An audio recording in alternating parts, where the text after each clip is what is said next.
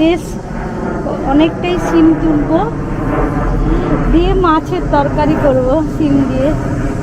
দেখুন কি সুন্দর হয়েছে সিমগুলো,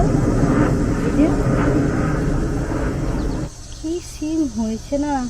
মানে সিমের ফলন যে এখানে এত ভালো হয় জানতাম না, কিন্তু জানেন খুব ভালো ফলন হয়। এই ফার্স্ট টাইম লাগিয়ে, কিন্তু পোকাও হয়েছে জানেন তো, একটা দুটো সিমে দেখি পোকাও হয়েছে।